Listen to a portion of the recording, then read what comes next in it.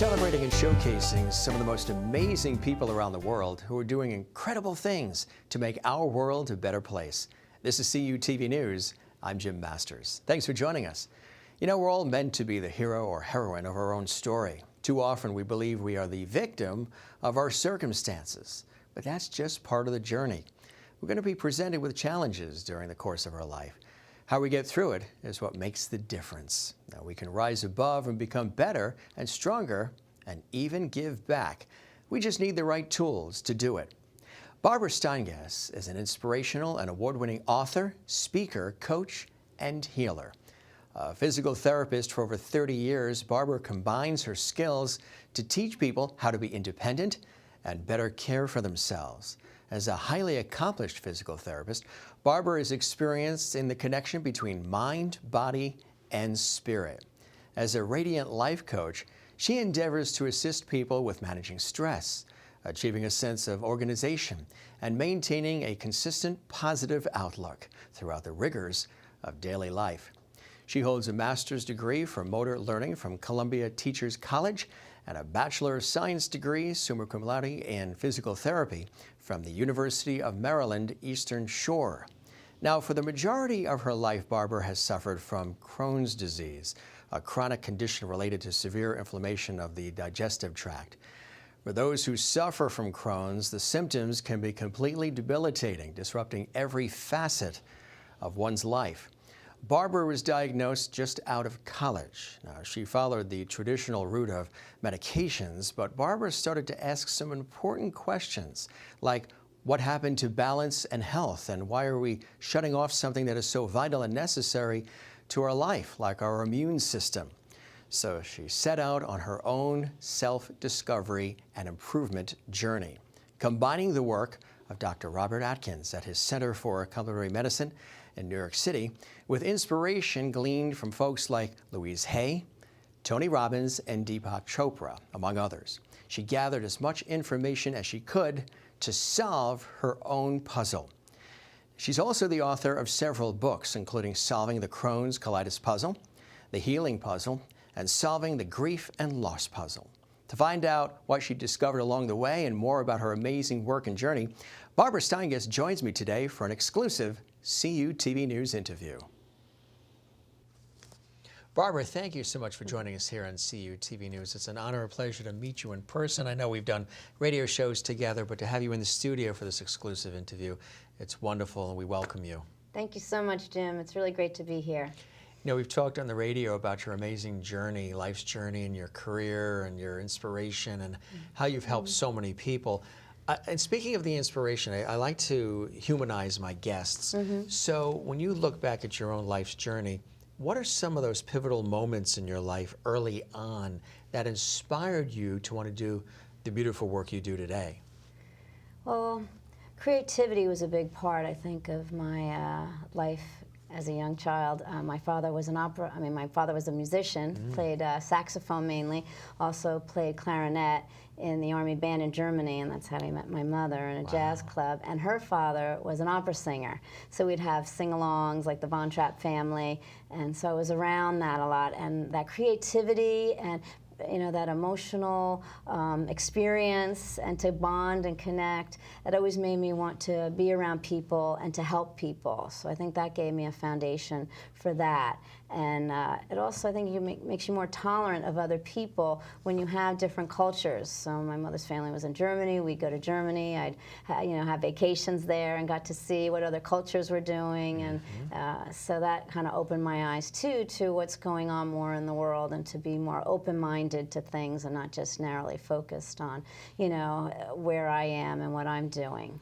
So in terms of your ability to really relate to people and empathize with people and want to connect with them and help them heal and help them with their journey in life, was this something that you noticed in yourself early on, or did other people start to notice it in you, or was it a combination of both? Probably it's a combination of both, because I always want to do something to help people. First, I want to be a veterinarian, love animals, so I want to help them. Then I found out you had to do surgery, and I was like, I can't do that. Yeah. That's like a little too much for me. I care, but... Yeah, and then I wanted to be a journalist at one point, actually. Great. I did have that writing, Yeah. and then somehow that just kind of passed over. I don't know why that wasn't nurtured more. And then I came to being a physical therapist, because that was something that I could do and help people. So I've done that for a long time. And then the creativity came back to me back in like 2000, 2001. I was watching My Big Fat Greek Wedding for like the third or fourth time. And I thought, you know, I have all these touching and funny stories about my German family, and you don't hear that so often with that nationality. So I started writing. And I also wanted to... What were you writing? Oh, about my German family, about just different experiences that I had with my different family members. Right.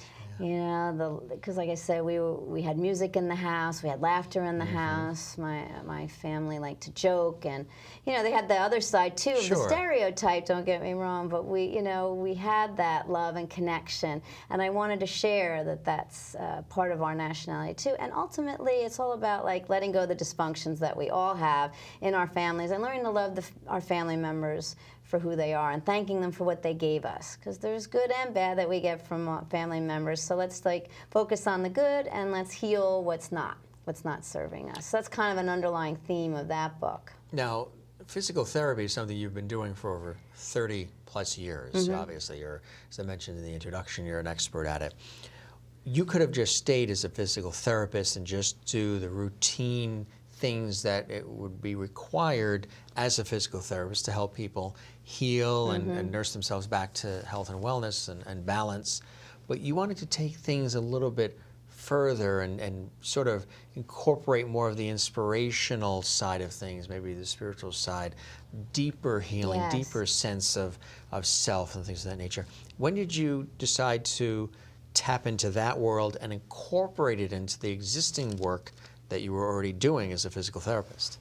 Well, it was interesting. Just as I graduated from college with my physical therapy degree, I was diagnosed with Crohn's disease. And I was told it was an autoimmune disease of the intestinal tract. There was no cure.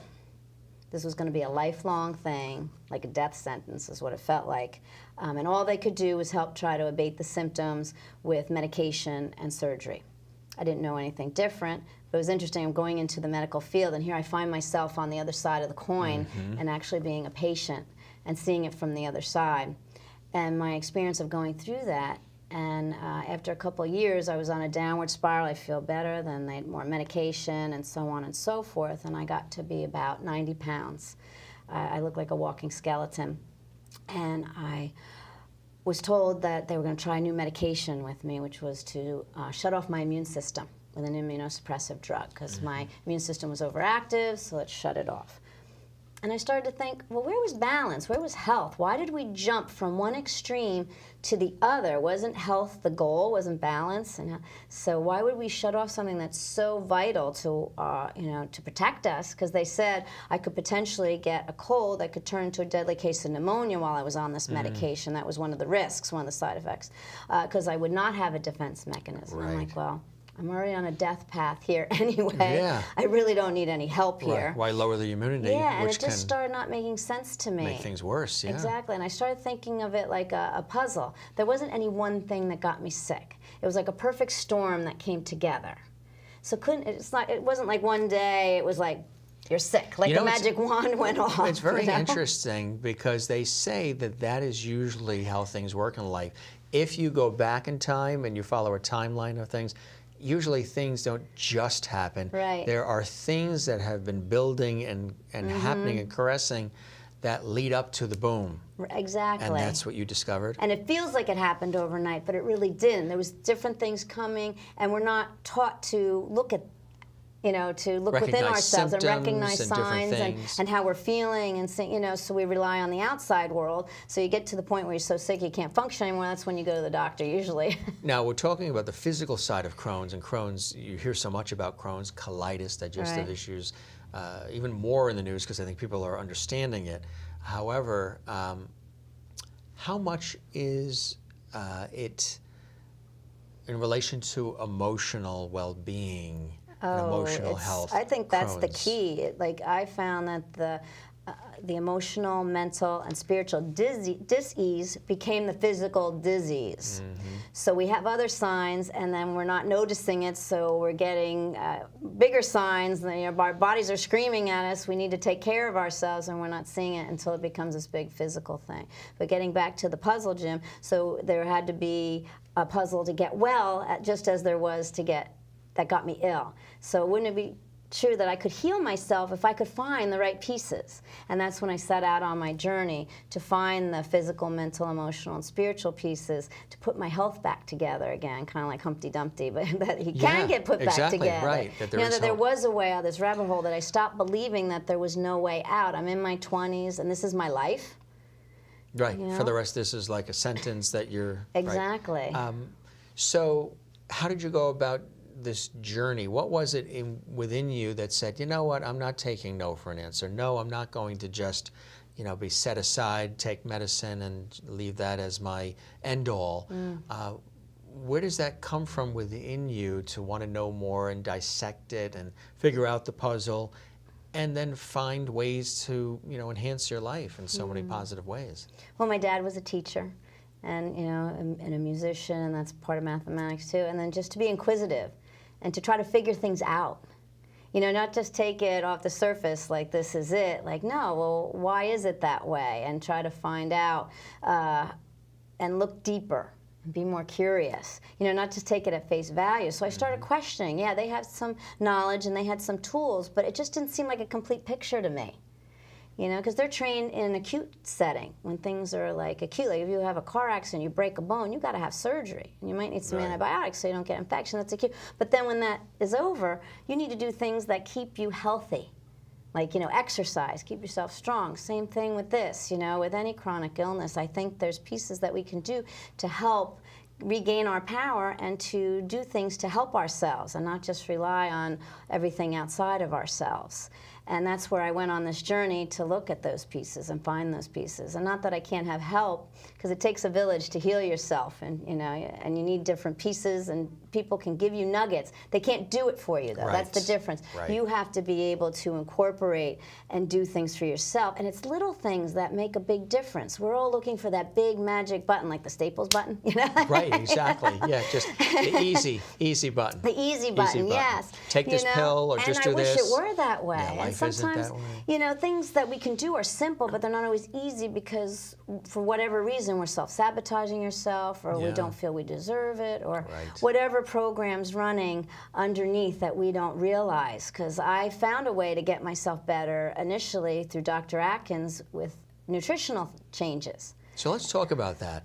You then sought the expertise of experts. You had an opportunity to interact with some major people and to learn from them. Tell us about that journey and some of the people, the Deepak Chopras, others that you've had an opportunity to interact with, and how those experts also helped you with figuring out this puzzle.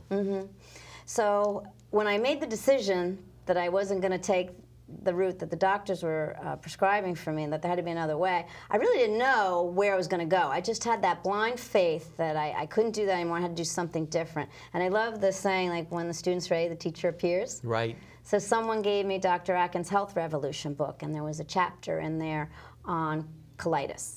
And I read it, and I was like, wow, there's actually someone out there that has medical training that's saying that there's nutritional things that are causing what I'm experiencing.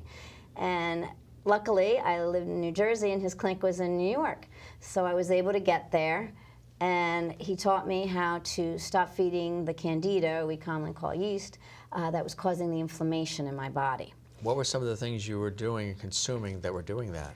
Sugary stuff, refined carbohydrates, dairy, alcohol, because I was young, I was in my 20s. I actually smoked cigarettes back then. And all these things that were making my body acidic.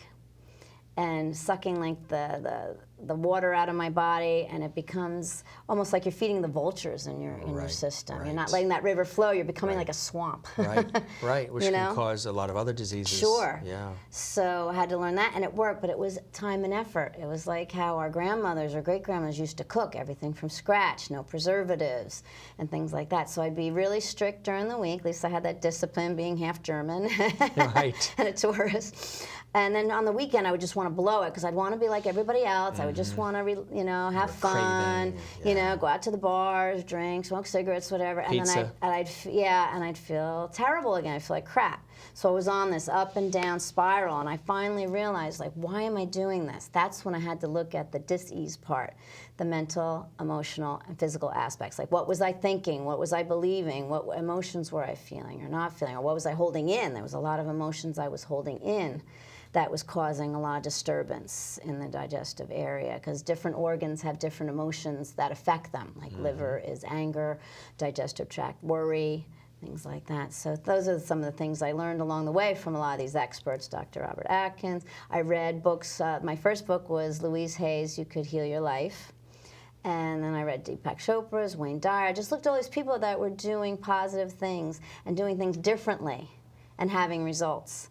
And I wanted to have those results, so I had to do those things. And it took a while to kind of get myself to gel it all together. It was really my late husband's love, unconditional love, because I was at my lowest low when I met him. It was like I was doing these things, and then everything suddenly fell apart because there were some disease things that I had to deal with that I hadn't yet, and it kind of came to a head, and it was his unconditional love and support that glued my pieces together. So then, having gone through all that, it's made me such a better physical therapist and to help people more. And then I wanted to branch out and help more people. So I started writing books, and then I realized, oh, I can also be a coach, and I can do talks, and I can help get the word out there to show people that we can change our lives and have the life that we want if we do these little things. Because don't always accept a sentence, exactly, a life that we sentence. can claim our power and be the hero and heroine of our journey and not stay victim to the circumstances of what we go through. And if you could have seen me at age 20, in my 20s, when I was at my lowest low, and how I looked like I came out of the concentration camps, to this healthy, vibrant person I am today in my 50s, the transformation is unrecognizable. So you wouldn't even recognize me how now. I looked. Oh, more absolutely. Energetic, happier, more balanced, well now, 30 years later, than you did in the heyday of the 20s. Right. So it's really telling people that no matter what age you are, you don't have to stay stuck in stuck. Exactly. That if you want to be healthier, happier, more joyous, there's ways that you can do it. And then I share a lot of them in my books and my talks and my coaching with people. See, this is what's great about it, because you've actually become schooled and you're an expert in all of this. You've got the skill set, the education, the background, certifications, all the things you need. But at the same time, you can relate to the client. And I always hate using the word client because it sounds so business-like. Clinical. But, yeah, the friend, the client, the patient, whatever it may be, the individual that you're working with. I like that better. Because of the fact that you have lived these experiences yourself. Exactly. So no matter what they're coming to you for, doesn't necessarily have to be Crohn's or something. It could be relationship issues, whatever it may be. You've dealt with so much in your own life with gain and loss and triumph and tragedy and physicality issues that you can really automatically empathize and relate. So that then allows this establishment between you and that individual that you're working with, trust. Yeah. And that is huge, right? Yeah, even when I'm dealing with patients now in the hospital still, because I still do some physical therapy, I can gain rapport with them pretty quickly because I've been there, I've been in a bed like them. I know what it's like. You know, I may not have the same issues as them, but I understand what it's like to be in pain and not have energy and to be suffering. And you can talk theory all day, and there's some validity to learning theory. However, you can never replace experience. And when someone's been through it and they've done it, then maybe not all the things that I did will help you, because everybody may have a little different looking puzzle, you know, because we're all a little bit different. Absolutely. However, the theory is there, and it's valid that we all need to find our own pieces. And we have a lot of commonalities because we're all, you know, humans, and similar. And so I write about my foundational strategies in my books, because I didn't want to make it an encyclopedia. Right. And that's where you can work one-on-one with people to find, okay, this is a foundation, but where can we go from there and find the other pieces that are missing that you need to have the life that you want. So does that fall under the inspirational life coach component of what you do? Yes. You know, to be able to inspire other people that they can do it. If I've done it, then you have to be able to do it. Because if I can come from where I was and to be here now, and I didn't even finish saying the other things that happened to me that I've had experience with. I lost my late husband, so he helped me get better. And then a few years later, it was his time to cross over.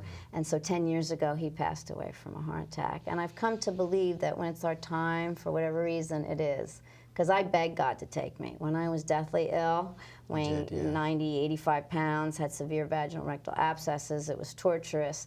I did not want to live. It was like I was living the nightmare version of Groundhog Day.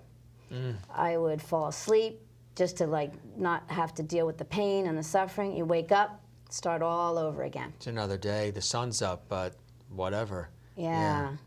And I How'd thought you get through that? For people watching who may be going through something like this now, whatever it is they're dealing with, or there's a loved one who perhaps is, how did you wake up every day and get through that part? People like to know how, when it's really, the chips are down and you're really dealing with tough stuff, how did you motivate yourself to continue to push forward? For me, it was, okay, God, if you're not taking me, then I'm not living like this.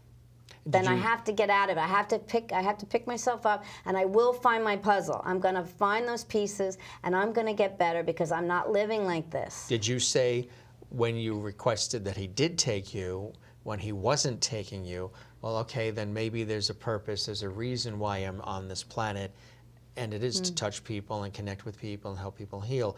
Was that coming into play a little bit? That came later, because when you're just surviving, when you're in survival mode, Jim, you're not thinking about anybody else really at that point of helping anybody else. You just want to get through the next day, the next minute, the next few seconds. You know, like, how am I just going to deal with this pain another second, another day, another hour? You know, it was just more trying to get through that.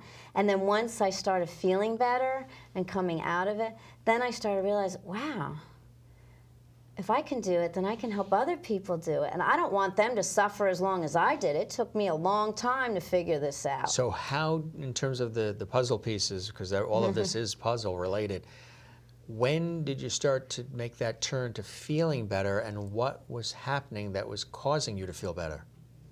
Well, I was staying on the program that I need of eating, you know, nourishing myself properly. I was doing self-improvement work to, you know, get my beliefs and my thoughts and my emotions where I was in control. They weren't in control of me. You know, that I reclaimed my power and realized that I had choices on how I wanted to think, feel, and believe. You know, that I wasn't just some victim to the outside world or what people were telling me. I mean, people thought I was crazy when I went, because I worked in a hospital, in a medical facility, and they thought, you're going away from that? You got to be out of your mind. I would have like all these positive sayings on my, you know, we call them the cubby, where you put like, you lift it up where you put your purse and stuff. And I had because I had to reprogram myself. You know, unfortunately, there's a lot of negativity out there, and you have to reinforce something positive. There's a book called What to Say When You Talk to Yourself by Shad Helmstetter. And it's a crazy amount of time, like, that we hear the word no by the time we're like 10 years old or something. Oh, sure. I don't know the exact number, but it's a crazy amount. And it's meant to help us. However, it programs us to think we can't do things, that we're not powerful. Yeah, it limits us. And we have to change that program to realize, no, we are more powerful and empowered than we are, not in an ego way. you know, but in a hero and heroine way of our own journey. You know, the more we take care of our inner environment, the better outer environment we're going to have, because we're going to be able to shine our light more on the world and help other people and do what we're here to do, because we all have a purpose, I feel. When people come to you, what are some of the issues that they're dealing with? Does it really run the gamut? Is it a variety of different issues? Yeah, I've seen a lot of variety. A lot of it's health related, and also physical pain because of my skills with physical therapy. I've been able to do a lot of soft tissue work that helps people with pain. So I get that a lot. I get people that just want to feel healthier. I've had people with relationship issues. It doesn't have to be just a romantic relationship. You know, it could be with their parent, their siblings, you know, their boss. That, you know, just how to people that want to do career changes too. Yeah, I've had people that want to write books. So there's a lot of different facets of experiences that I have that I can help contribute to finding their pieces to their puzzle. And because you have this experience with that mind, body, and spirit connection, because they are solidly connected. Some of the physical symptoms that one might be feeling can be a result of some of the unaddressed emotional issues from childhood or current stress that's happening. Yes, definitely. You find that to be the case often. Oh, absolutely. They're all interrelated because we're all one solid. You can't separate them out in a vacuum. You know, they all interplay together, and you have to unveil those things that are not serving you to ease those things so that you can become healthier, happier, and more joyous in your life. Our life is ramped up and moving really, really quickly these days with technological advances and social media and all these things that we talked about off camera too. Have you found more people frustrated? They're searching for their sense of self, their purpose. They feel sometimes disconnected because of more depression, more anxiety. Because of the Earth seeming to spin a lot faster now. Right, and it's kind of an interesting paradox. We can connect with people so easily now with all the technology, and yet in a way we're disconnected because we're not in front of people. It's all on, you know, and it's nice when people live far away that you want to be able to see them. That helps you connect more. However, it doesn't replace, like, physically, but then they'll do it with people that are close by. Right. You know, like you have the opportunity to meet with them and to interact with them and be in their physical environment and be able to touch them and have the 3D experience, and yet people just don't do that sometimes. It's easier just to text something because you don't have to have that. It's an interesting thing. That quick dialogue where maybe you have to say something back. It gives you them time to maybe have the right answer, They'll say post the perfect happy thing. birthday to somebody publicly online who lives in their house, who's 5 feet away from them on the couch. Why don't you just say it directly to them? Give them a hug. Say happy birthday. Yeah, let's go out and I got you a cake or something, as opposed to post, oh, I wish my brother a happy birthday. It's an interesting. So again, that balance, like, yeah, for people that are far away, that works, but when you're still close with people, you know, interact with them, and I think we're becoming so, you know, busy and focused that we don't take the time to have those connections and have that downtime and allow ourselves to relax and just have quiet moments. You need that to recharge yourself. You need to go within a little bit and kind of have that quiet time, not be on 24/7 because then you're on that hamster wheel constantly. Now, were you somebody who was always like that? You were always thinking and designing and creating in your mind, and you've had to learn to sort of, you know, temper that a little bit? I don't know if I overdid it, but I did. I was an only child. I was very creative. I could self-sufficiently entertain myself and think of things and come up with creative stuff. Did you have to please because you were the only child? Did you feel like it was this burden of being the one that has to please the parents and everybody? And be what they wanted me to be, because they were very left-brain oriented, you know.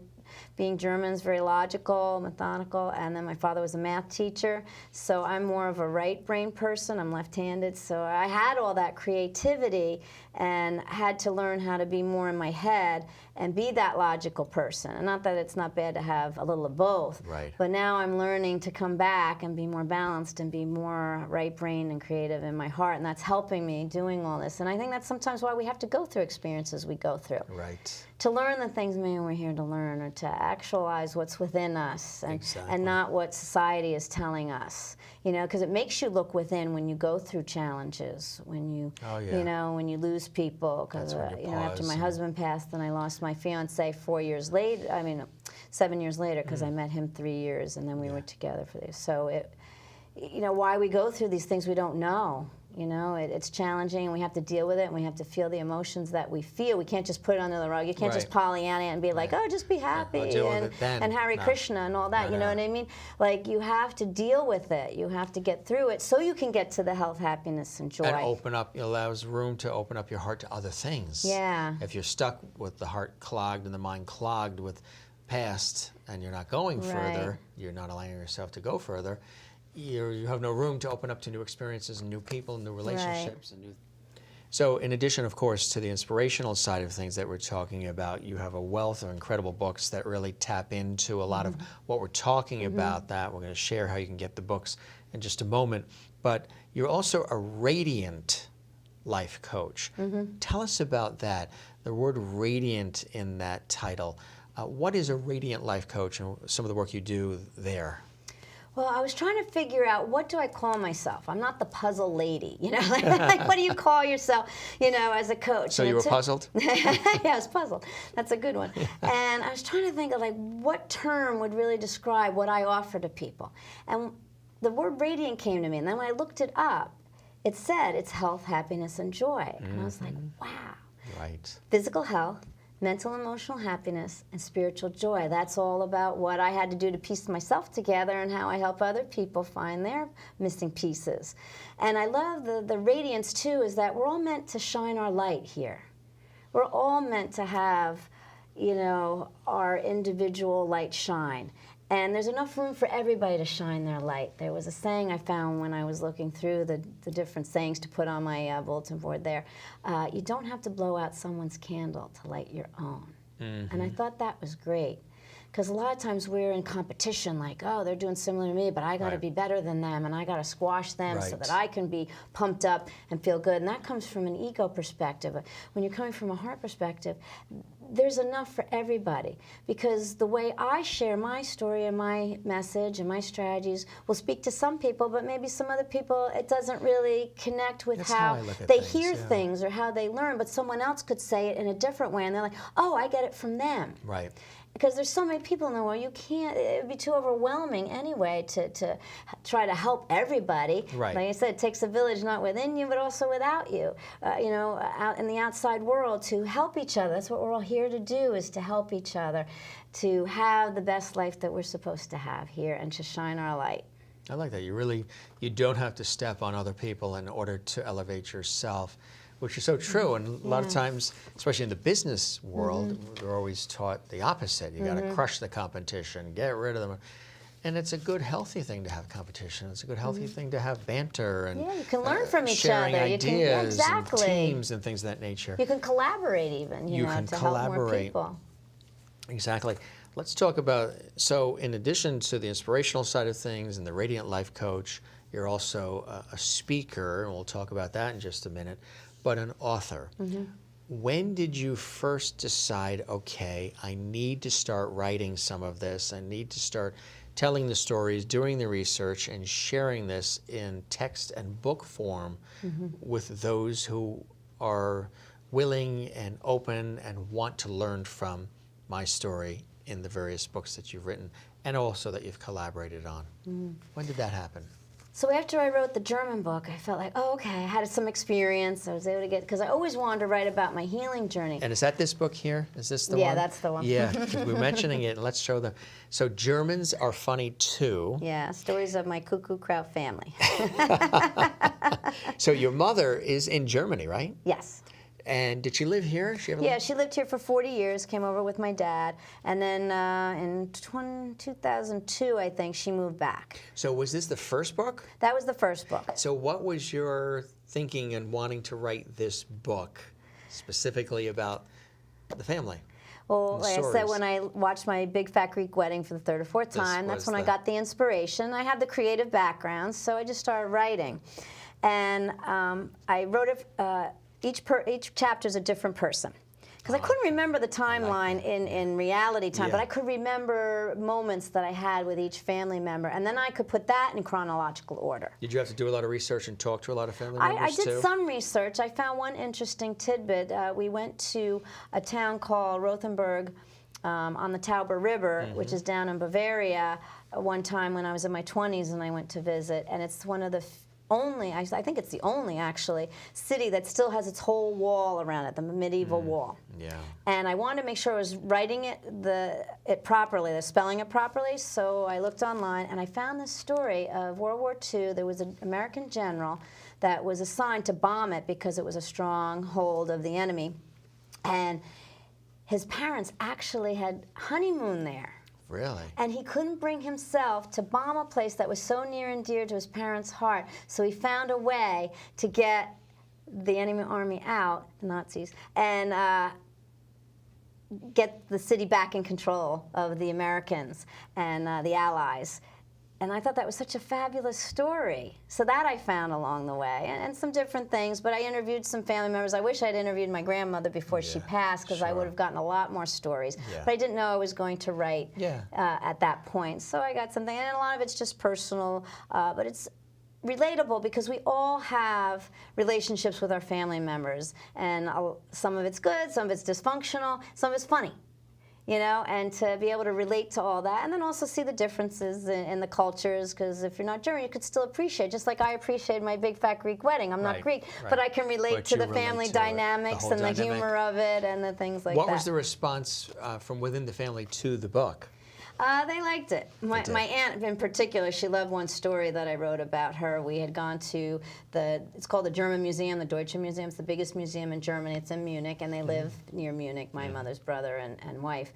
And she used to love to wear these like high-heeled shoes, and look, you know, that was the fashion, especially back then. Like, and we go down these stairs that was like a coal mine. It was like the first section we went into in this big museum. She breaks her heel off her shoe. We had to leave the museum, and all day we had to go around looking for the right shoe because it had to be blue, and blue's hard to find, and it had to be the right height and the right thing. And she cracked up at me writing that she was laughing like, yeah, I had to find the right shoe, and you didn't get to go into the museum, back to the museum.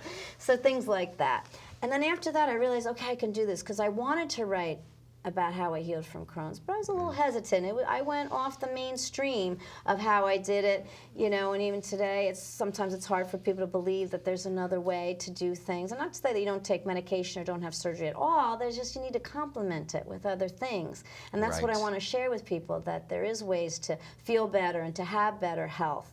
So I finally realized I could write that. So I actually wrote the healing puzzle next about my journey, about how my late husband's unconditional love, gelled my pieces, and kind of sort of a bio, but it's also a journey of how to overcome challenge in your life and how the power of love can help you heal. Overcoming a chronic illness through unconditional love. And that's important to have unconditional love in your life, right? Yes. To find it, I mean, animals and have it within give yourself. it too. Yes, to have it within yourself. To have self-respect and self-acceptance. Speaking of that's my animals, cat, that's what I'm saying. Animals do provide unconditional they do. love. That we can learn a lot from our pets. What's the cat's name? Fluffy. So take us through a little of this book. This book is perfect for somebody who is going through a challenge in life. It doesn't have to be, you know, a physical challenge. If you're having relationship challenges, just different things in your life that you're not sure, you know, can you get out of this? Is this going to be the way your life is? Is there anything you can do? That can inspire you. That if I can come out of what I did, that you can too. So that's the inspirational journey of how I went down the rabbit hole of illness and how I was able to come out of it. The healing puzzle. So in the style and the form, like you said with the other book, Germans Are Funny, too, each chapter is different individuals. How did you format this book, The Healing Puzzle? Just different sections of my life. You know, and I like humor, and I like Star Wars, so I used a lot of Star Wars metaphors in there for the chapter titles. And also the first one is, what is love? Baby, don't hurt me. You know that song from when they shake their head from Saturday Night Live when they do the skip. You know, so I wanted it because humor is good medicine too. Huge. You have to use humor to heal. So not only love, you need to use humor. So I wanted to use that to make it identifiable to other people too, because it's not just about me, even though I had to write about me because it's what I went through to help other people. Well, humor, I am always a big believer. I try to use it as often as possible, too. It's a great icebreaker. It's a connector. Everybody goes, when there's humor involved, and sort of tension and egos and everything sort of just, and it connects as well. Yeah, it's a great humor way to and connect. music are huge for healing, too. They integrate all those pieces. That's why it works. The mental, emotional, physical, and I missed one, but... is it hearing? Physical, mental, emotional, spiritual, sorry. Yeah, spiritual, yeah. I got lost in what I was, the 4 parts. That's the big one. But it integrates all of that, music and humor. It helps us integrate all of that at once, so that's why they're so powerful. Right, right. So if you're a comedian that plays the piccolo, you're a step ahead. So solving the Crohn's and colitis puzzle. We've been talking about your struggle through the years with Crohn's, and how you didn't want to take just the medicines and say, okay, I'm done with it. This is what I've got as far as a sentence for the rest of my life. You explored more. You tried to figure out the puzzle. You actually delved deeper, which is a great help for your clients. Piecing together your picture of optimal health and vitality.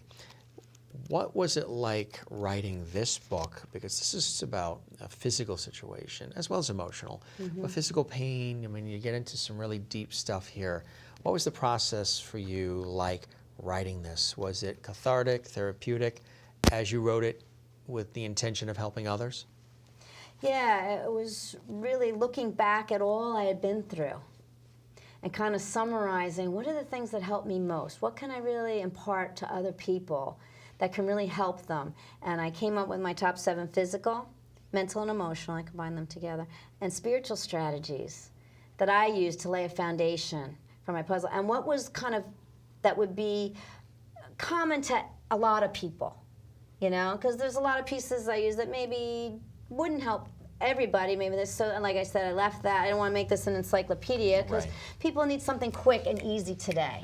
Like you said, we're so busy. We're so and that would just discourage somebody if they saw a book like this with, oh my God, those are all the pieces I have to.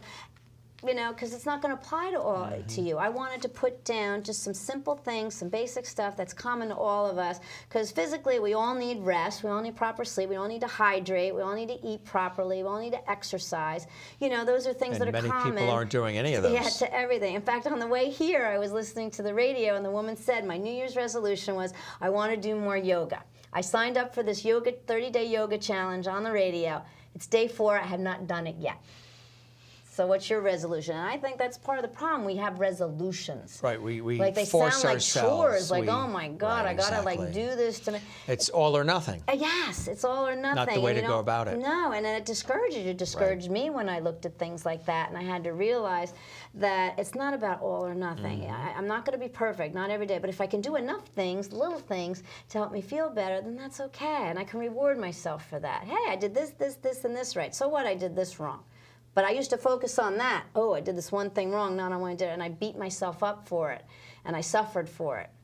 And I don't want to have other people do that, so I help people find, why are you self-sabotaging yourself? Why are you not caring about yourself enough to do these little things? Yeah, you might not be able to do, like she said, yoga every day, but it's day 4, she's done nothing. And then she's going to feel bad, she's going to beat herself up more, and she's never going to start. See, I started another challenge, and I sucked at it, and why even bother? Why try? I might as well just keep going. And that's what we do to ourselves, and I did it to myself, too. We have to just start finding these little things. And I start with the physical, because if you don't have enough physical stamina, you're not going to have the wherewithal to deal with the emotional stuff and the mental and the spiritual. However, it's a catch-22. If you don't deal with that, you're going to self-sabotage yourself and not do the things that help you feel good. So you got to try to find little pieces of the different parts and just start with something. And then eventually you'll start to feel better once you have enough pieces in there. And if you give yourself a break and feel deserving to self-respect and self-care about yourself, to feel better and to take care of yourself, you'll do it. You'll do more and more as time goes on rather than the other way around. And it's not like you're telling people, you know, if your doctor puts you on medicine, stop taking medicines No, and all that. I can't Follow say that. the traditional I'm not a doctor. Yeah. treatments, but there's other things that you can do, and in the texts, you can show people different strategies that Yeah. you've actually found to be proven, that you've actually designed these techniques, these methods that can help people and help the experience to be happier and more healthier and more pleasant, right? Yeah, exactly. That's what it's about. And then once you fix the internal environment, have Yeah. those pieces, now you have the wherewithal to help others and do other things in your life, because you're not just in survival mode. You're in Right. living mode. That's fight or flight, right? Yeah. Which gets everything just ramped up and just really affects every Right, you bit get of off you. the hamster Headaches wheel. and stress and Exactly. right, exactly, that treadmill. This is one that's very intriguing. We've talked about this on the radio series as well. Solving the grief and loss puzzle. Piecing together your new normal life. The inspiration for writing this relates to actually every single one of us. Sure, we all whether have it's something now to grieve that or we've then lost. or has been. We will all experience grief and loss of many different kinds. Right, not just death. in our There's life. like 40 different types of grief. There are. Losses that we grieve over that What have are been some of them, identified. other than so it could be, the you know, for typical? people that have children when they go to college, that empty nest syndrome. Yeah. You have to grieve that because they're moving on, they're individuating, they're getting their own life, they're not in the house anymore. My father, who came across so stoic, I couldn't believe he had that. When I went to college, let me back up, he said, "Right, don't call, it's cheaper." Who called me every Sunday? My dad. And then when they came to visit me the first time, my dad dropped me off in my dorm room because they were going to leave the next day. He actually had tears in his eyes and said, "I miss you at home, funny face." That was his nickname for me because I used to do a funny face when I was a baby. And it really surprised me at how much he missed me and how much he didn't realize it. He just thought, just, you know, right, don't call. But, you know, that's something I want to you know, all these disasters that we hear of floods and fires on California. People are losing their homes, they're losing their possessions, maybe they're their pets. Those are all things that are losses that you have to grieve over. Even if you have to make a move. You know, you grew up in one place, and now all of a sudden, for You're whatever across the reason, country you or have to move and uproot. Even though you may be excited about that new move, you still have to grieve the loss of your old life. You know, so there's many different things that we grieve over. It's not, I mean, my first car I ever paid for, I was in an accident with in my 20s. And I wasn't like devastated over it, but I had to mourn the loss. You know, I remember calling my dad and saying, "My car's totaled." He's like, "This is not a crying matter." But for me it was. I needed to cry and then get over it. You know, we don't allow ourselves to feel. We tell people, no, you shouldn't feel that way, or don't feel that way because we don't want them to feel bad, or what, and we stuff it under, and that's when it becomes all these little losses add up, and all of a sudden you explode, and you don't know why you're so angry or why you're feeling the way you do. So it's not just the big losses, it's the little ones that we need to at least just acknowledge, even if it's just a little sadness. It's not silly to feel sad over a car being lost. My first car I paid for it. Right, And now if I went into deep depression about it, yeah, that would be Then, a little abnormal. I need a little help with that. You know, attention, so there's right. And you know, and we And feel there's the different way we stages. feel. Yeah. Stages of grief. There's different stages, right? Yeah, and you don't just go through one and then it's done. It's not compartmentalized. You may feel, you know, one day you may feel a little angry, maybe you feel sad the next day, and it's okay. And it's to allow ourselves to feel it and to go through it. And I learned about the stages of grief when I was in college. We read the Cooper Ross's book on death and dying. And not everybody goes through all the stages, but it's about emotions that you have to feel them. That's what it comes down to. And losing my late husband and then my late fiance, I had to go through that process twice. And I even had some post-traumatic stress after my husband passed because I found him in our bed. He was already passed a couple hours, and it was like a scene from a Twilight Zone movie. Let's just leave it at that. And so I wanted to share my experiences and to help people. And I wanted to give them something practical because there's a lot of books, and there's a lot of good books on grief, but I wanted something easy and tangible that they can use like immediately, like day one. How do you nourish yourself? Because I couldn't eat initially at least the first 24 hours, and that's okay, but Oh, don't sure. let that go longer. You feel a Crying heavy and weight on your emotions chest. make you very You dehydrated. can't breathe, you retreat. Yeah, Right. you don't breathe deep. Especially if it's a quick death, if it's a shocking, Sure. sudden death. Like it was for you me. go into a shock Yeah. first, and you're locked in that shock for a while. It's not necessarily where the person had an illness and you sort of expected and they said all their goodbyes. Everything's been wrapped up neatly, and it's extremely sorrowful when they go. But when it's a phone call, so-and-so's gone and everything's uprooted. Right, or finding someone like a scene out of a movie, or like I did. There's a shock. It's very shocking. That you're locked in before you can even, there's grief, there's anger, there's sadness, there's... Right, and how do you take care of yourself in that shock? So there's simple things, because all that is very dehydrating too. You're sad, you're crying, and what do we turn to a lot of times? Alcohol, because we don't want to feel, we want to be numb, we don't want to feel the pain. Addictions. Yeah, you know. Numb it. Yeah, you give Numb you it. nerve pills to calm you down, because you don't want to feel what you're feeling. Prescriptions. Which is okay to a degree. Like I couldn't go to sleep.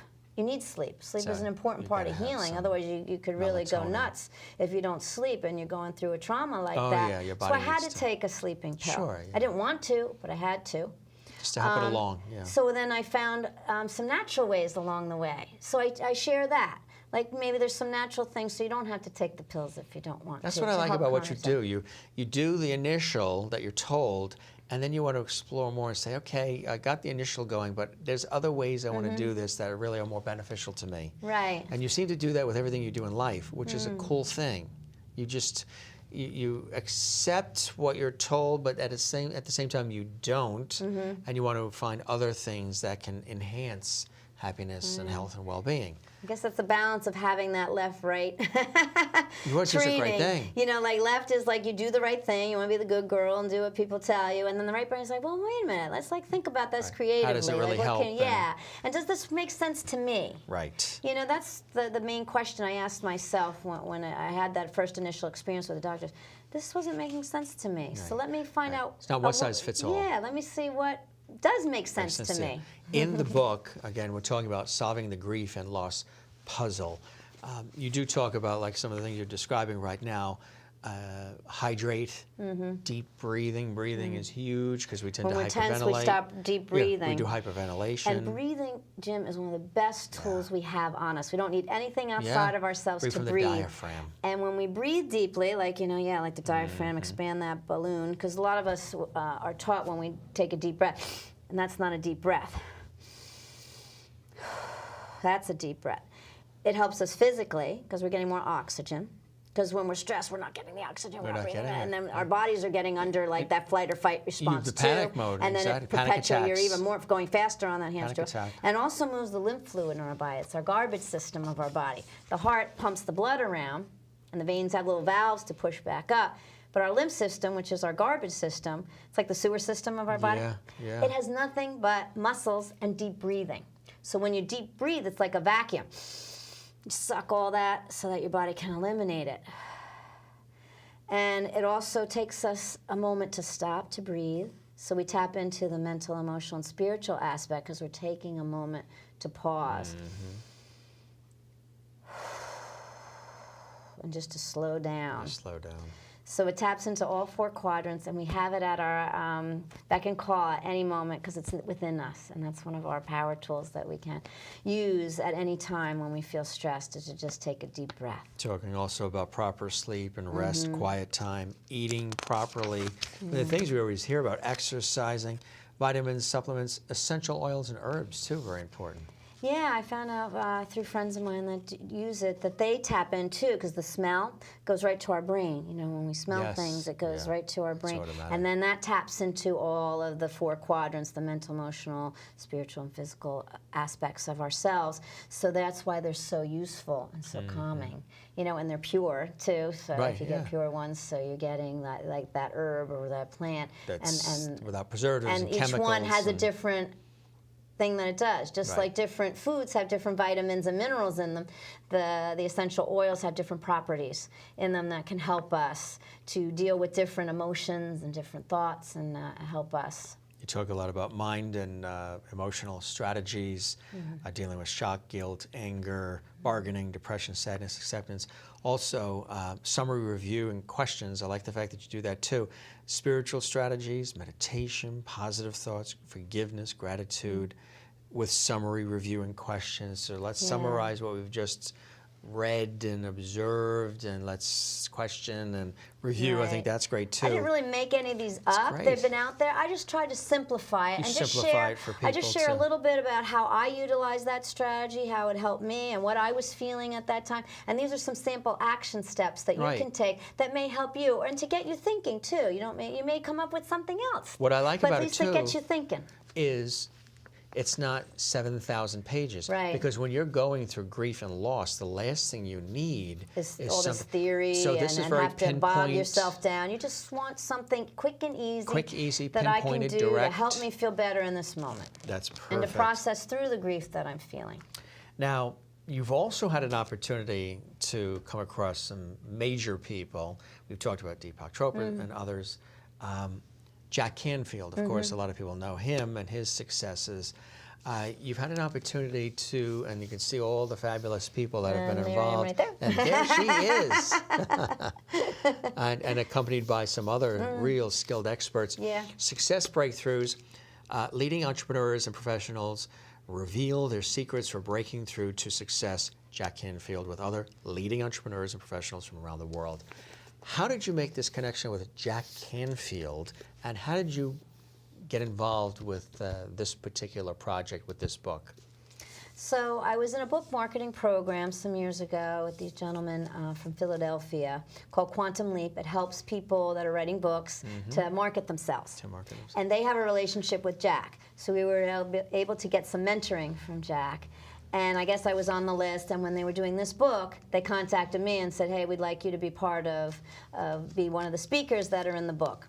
And we were supposed to share our top 5 strategies of what helped us to become successful in any area of our lives. It's not just about business. So I did my top 5 strategies of how to have more self-love and to not self-sabotage, to stop self-sabotaging. Chapter 14. Yeah. And be the hero and heroine of your life and not stay victim to your circumstances. And that is the chapter. Chapter 14 is where you can find her, from victim to hero or heroine, how to stop self-sabotaging and love yourself unconditionally.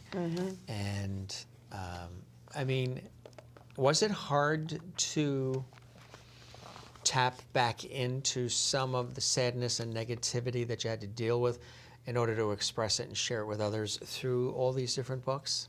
The Crohn's part, I had to go by memory. Unfortunately, I didn't keep a diary or journal as much as I would have liked. So and it's hard once you're feeling better to try to remember, well, how did I exactly feel and what was I going through when I was there? So I did a lot from memory, but I wish I had done it in real time because I would have had a little more maybe depth to it. But with the grief book, that was more real and more present. So I was able to tap into that more in real time of how I was feeling. And how, and to share that more. Because back when I was dealing with Crohn's, we didn't have social media. So I didn't do and I was alone. I didn't know anybody else that had what I had. Yeah. My great aunt had rheumatoid arthritis. That was about the only thing I knew about. All the traditional things, yeah. Autoimmune diseases. Right. Gout.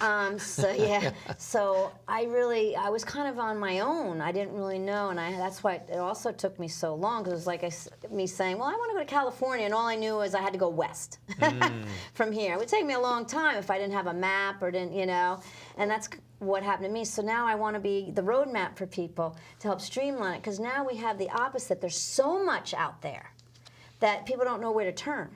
And they've done studies that if it is overwhelming. If we have too many choices, we don't make any choice. They've done psychological studies on this. I found that with me sometimes too, especially, I'm about balance and harmony, which we talked about. So you want every answer and every decision to be balanced and harmonious. The right one, So then you're like, okay, there's this. Put it away, I'm just going to... It's too overwhelming, so you make no decision at all and you don't do anything.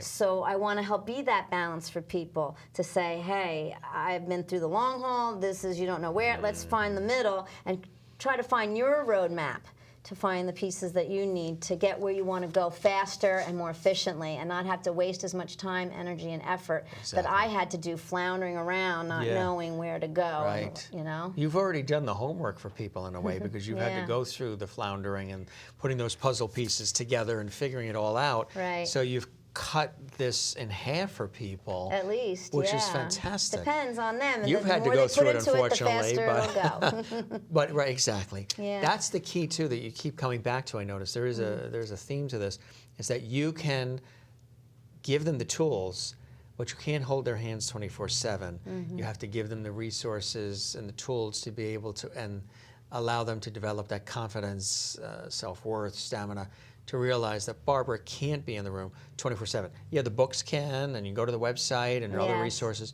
but in terms of having Barbara there 24/7, they have to be able to be strong enough to tap in themselves to get themselves through things as well. Because that's what a good coach does. It helps them actualize what's already within them. We already have all this within us. We're just self-sabotaging it, squashing it down, and don't realize it's there. And that's why we need people that help us discover that. Because the pieces are really inside us. Right. It's just we need to find them. They say that the answer to many of life's questions are right inside here. But we just, through things that go on in our lives, sabotage, and we compress, and we compartmentalize, and we don't deal. It's like the universe's ultimate hide-and-seek game. You know, we come into these little bodies, you know, cute but helpless, right? As babies, and we're relying on everybody for everything, all our needs. 100% of our needs have to be met usually outside of ourselves in order to survive, right? And as we get older, nobody teaches our parents, because they didn't have a manual, their parents didn't have a manual, and so on and so forth, on how to create well-adjusted people to be self-sufficient and to take care of themselves physically, mentally, emotionally, and spiritually. So we get a lot of dysfunctional things, and not feeling good about ourselves, or that we're worthy, or that we can do it, or whatever program that, you know, was taught to us growing up that we don't even remember. Right. That we need people to help actualize that out of us, and that's where we need coaches to help us be with that and discover it within ourselves. That's what a good coach does. They don't wave a magic wand. They just help you to realize what is already within you. And every coach I've ever interviewed or chatted with, whether it's athletic or it's a life coach or a business coach, whatever it may be, they get coached as well. Oh, yeah. So the coach does get coached as well, right? Exactly. That's why I've read all these other people's works and gone to seminars. You know, I've been to Brendan Burchard and Anthony Robbins and Deepak Chopra and all these different, and learned from the people that are ahead of me. The masters. So that, the masters, to see what are they doing and what nuggets will help me. You gotta, you know, not everybody that everybody says is going to resonate, but what are their good nuggets that I can get, that I can incorporate and make sense to me to help me be the better Barbara that I need to be.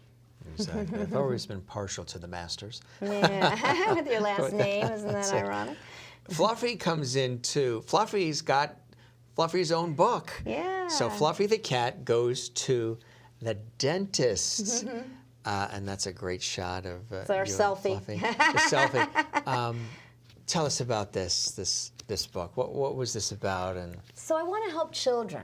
Oh, great. Because this is where a lot of this dysfunction starts from. Childhood. You know, from the fears and things that, you know, when we're children. And so I thought, how can I tap into helping children? And I thought, oh, my cat, Fluffy. Because if she goes through things, and this is only the first in a series. There will be more. Oh, there will be more? Yeah. All starring Fluffy? Yes, all starring Fluffy. She has her own Facebook page. She has more followers than I do. Because people love animals. They love cats. Sure. Right? Babies, animals. Yeah. So she had to have a tooth pulled, her eye tooth here on the left. And she rubbed it loose, because she loves to just rub this side. Sure. And she had to have it pulled. And now she has like a little Elvish sneer.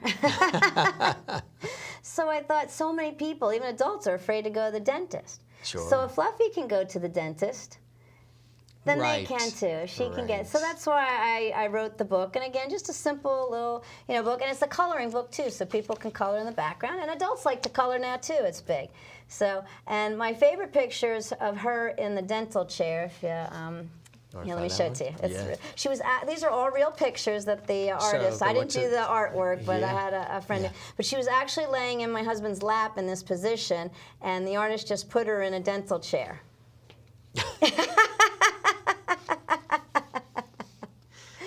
Isn't that great? The vet checked my tooth and said it was loose and needed to be pulled. They gave me medicine to put my tooth asleep so it didn't hurt when they pulled out my tooth. So this, if a child reads this and they see the cat can do it, Yeah. It gives them the confidence to say, okay, Then I'll maybe be I able to can get through it too. as well. So that's terrific. Yeah. So you're really desirous of tapping into a lot of different areas and reaching, obviously, all different ages, all different demographics, all different backgrounds, a culmination of your own life's experience. Speaking of culminations, there's something here that I want to show. You've won this amazing award, the National Academy of Best-Selling Authors. This is the Quilly Award, Barbara Steingas, Success Breakthroughs. You won this in 2018. I mean, it feels like an Oscar Yeah. or an Emmy. That's how they It's a very designed nice it one. to look like that. That's yeah. it. Absolutely. So tell us about what it was like to receive this, and what did you have to do? Is it the selling of the books? Is it the content? All the above? How does one get something like this? And congratulations. Thank you. That was part of the collaboration with Jack's book, because his books go to bestsellers. So this book went to bestsellers too. And I got an award for being a best-selling author within that book. And I also got an Editor's Choice Award for having one of the best chapters in the book as well. Really? That's on a little certificate that's now on in a frame on a wall in my office. You know, you said, taking this back a little bit of ways, you said something like, oh, gee, you know, one of the interests I had early on was to be a journalist. Well, when you think about it, the writing, the connecting, journaling, putting it down on paper, and you know, sharing stories and ideas, you are a journalist, just in a different way that's more deeper It's come and full healing. circle. It really Yeah, has. it's really cool. To where you win the awards as well. Yeah, it's nice to be recognized. I mean, you want to help people. Sure. And it's nice to have the validation that your work is doing that. It's not about like, oh, look at me, I won an award, you know. It's like, oh, well, I'm on the right track. It gives me, you know, guidance that I'm doing the right thing, and I'm writing in a way that it's touching people. Right, right. You know, because you need that feedback too, you know, I agree, to make 100%. sure that, you know, you're sharing what helped you, but are you speaking to other people is the important thing, you know? Are you I'm very big on speaking in that. a way that you're connecting with people and touching them and giving them the aha moments? Exactly. In my work as a communicator in television, radio, and online, I think about it the same way. Everything I do, I want it to impact others positively. That's why I like having guests like you on with us here on CUTV News, because you're doing the same thing in your own way, shape, and form. You're also, but wait, there's more. She's also part of a movie. Now this is exciting. If you didn't think all of this was enough in one's life, tell us about this film, this movie that is debuting that you're involved in. How did you first get involved in it, and tell us what it's about? So I had the opportunity to meet a woman, Robin Jay. She runs the Las Vegas Convention Speakers Bureau. And she was at the Brendan Burchard Experts Academy event that I went to a year ago in California in October. And I believe there's no accidents in life. One morning, I'm waiting to go into the room, and she happens to be behind me, and we start talking. And she's telling me that she's making her third movie about the keys of life. Her first movie had people in like Jack Canfield and Brian Tracy and Michael Beckwith and some other people. And some of them were in the second one, and now she's on her third one and was looking for experts. And she goes to these type of events to find people that have good stories to share and things that they're doing to help other people, because she needs experts to be one of the keys in the movie. So I decided to be the key of harmony, because I felt that was one of the biggest things that helped me heal, is to get out of those extremes and find that balance and harmony to get off the hamster wheel and kind of glue my pieces together. And so it's called Becoming the Keys. It's a hybrid between the movie The Secret. People have seen that, because it's about experts sharing what they know. But instead of the power of manifestation, we're sharing about a key of life that affected us. And again, I'm the key of harmony. And the other part of it is it's like a wonderful life, where we help a fictional character that's down on her luck and wants to commit suicide. And an angel's trying to earn her wings by helping her not to commit suicide, by taking her around to all of us experts and giving her hope that if we can get through the challenges that we've gone through, that she can get out of hers and come out of the rabbit hole and become the hero and heroine of her journey and not stay the victim of these circumstances that seem so devastating in her life.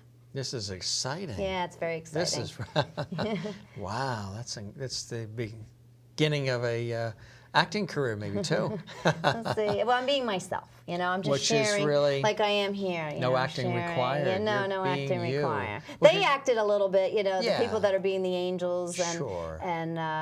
the person that's down on her luck. Yeah. But we're real experts sharing real life issues and help that we, you know. what was it like being a part of that project? It must have been It was really really cool. exciting. It was Yeah. cool to go see the whole process Vegas of to movie film. and- We yeah. filmed at this beautiful house that overlooks Lake Mead, and these people are very spiritual. Like his office has every book of every kind of spirituality out there. You know, it's all inclusive, all different, and you could feel that positive energy. And their gardens are just beautiful, and the different, you know, religions and spirituality that are reflected there. So it was a really cool place to film. And I had seen her other 2 films, so I knew where I wanted to have my scene filmed. It was this atrium, because it's too hot to be outside in the afternoon in Vegas. So they had to do the filming inside. And the atrium is so light and so bright. I was like, that's the closest thing to being outside. That's real. But I didn't want to say anything. It's not my movie.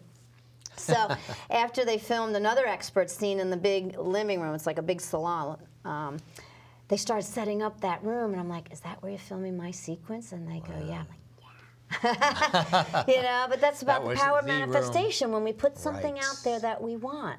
You know, how it can, you know, really come to fruition when we, and they had a labyrinth there too that was really cool that I walked and got really centered and just asked, let me just say what needs to be said to help people before I did my scenes. So that was really cool too. So you really believe in the law of attraction? Mm-hmm. I do too, yeah. Yeah, it's really, you do attract back a lot of times the energy that you're putting out. And if it's negative, and then you're wondering why a lot of negative things are happening. Magnet. We're like a magnet, whatever we attract. Instead of like the opposite, I know in a way we say magnet, the other they have opposite thing, but we do attract what we're putting out there.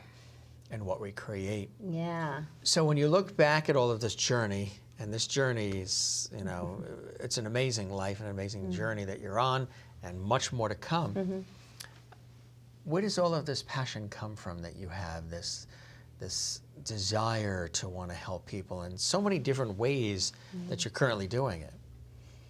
I don't want anybody to have to suffer like I had to suffer and have to live a life of that pain and suffering, because it was not worth living when I felt like that. And to think that other people suffer like that and worse, I just, I've always been sensitive to how people feel. When I was 3 years old, I don't even remember, I would watch Lassie on TV. My mother said I would sit in this little rocking chair, and every week when there was a hurt animal, I'd be like crying, like, Lassie, help save the animal, help save the animal, Lassie. My mother would be like, they're gonna save the animal, don't worry, Lassie's gonna come. But I would be in it, like I'd be like, until that animal was saved, I was like, I get that. I was all like upset, like, oh, you have to save. And I've always had that passion to want to help people and to have some kind of touch their life in some way. You know, that's always for some reason been a passion of mine, and that's I think why I was meant to go through all these things, so that I could actualize that and help show people that there's a way out. You know, there's a light at the end of the tunnel, you know, to live, not the other way, you know. That, you know, that if you're going to be here, that, you know, to live a fulfilled life, you know, because pain is part of life. Suffering is optional. I like that. And I think too many of us suffer. Pain is part of life. Suffering is optional. And a lot of times, what do you say? There are people who, as crazy as it may sound, they sort of feel comfortable, safe, and almost revel in the suffering. They feel more safe in it. Yeah, it's weird, isn't it? That we learn that we learn that dysfunction. It's like the thermostat got How do you work with somebody wrong. that's actually comfortable in suffering? I had that. Part of me, I discovered hiding behind the sickness was a protection for me, because I didn't know how to protect myself. I didn't know how to say no. You know, and I had this thing that I had to be perfect. If I wasn't perfect, I wasn't good, I wasn't lovable.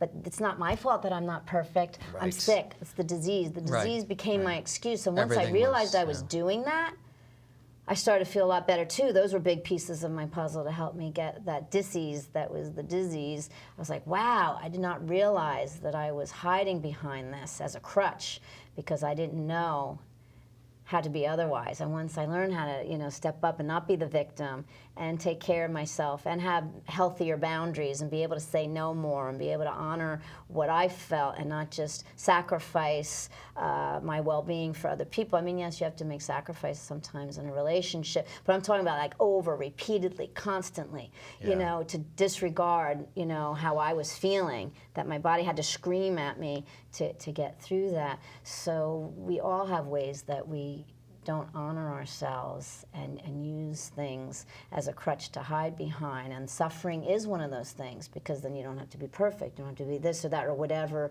it is that you're trying to avoid and not know how to deal with.